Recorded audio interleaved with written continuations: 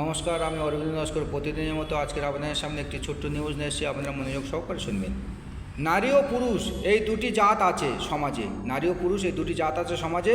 নারীর মধ্যে পড়ে হিজড়া ও পুরুষের মধ্যে পড়ে খোঁজো। নারীর মধ্যে পড়ে হিজড়া ও পুরুষের মধ্যে পড়ে খোঁজো।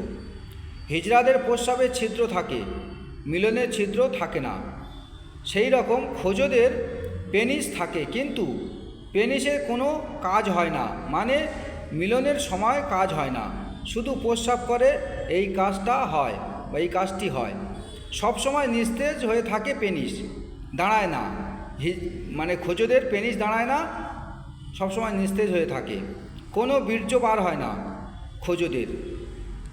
পুরুষদের দুভাগ করা যায়, এক স্বাভাবিক পুরুষ, দুই খোঁজো পুরুষ। নারীর মধ্যে দুই প্রকার, এক স্বাভাবিক নারী, দুই হিজড়া নারী। হিজড়ারা কোনো সন্তান ধারণ করতে পারে না, যেমন স্বাভাবিক নারীরা সন্তান ধারণ করতে পারে। তাই বলে কাউকে অবহেলা করা যাবে না বা কাউকে ছোট করা যাবে না। সবাইকে নিয়ে চলতে হবে, তবে সমাজ এগিয়ে যাবে।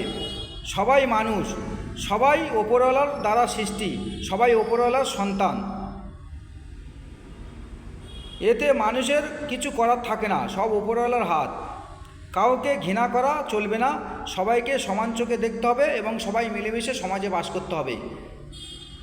হিজড়াদের নিতে হবে, খোঁজো পুরুষদেরও নিতে হবে। যে নারী পুরুষের দুটি জাত আছে, এক নারী ও দুই পুরুষ, এবং পুরুষের মধ্যে খোঁজো এবং নারীর মধ্যে হিজড়া। সবাইকে নিয়ে মিলেমিশে সমাজে বাস করতে হবে, তবে সমাজ এগিয়ে যাবে। তো এখন আসছি। জয় হিন্দুস্তান, জয় ভারত।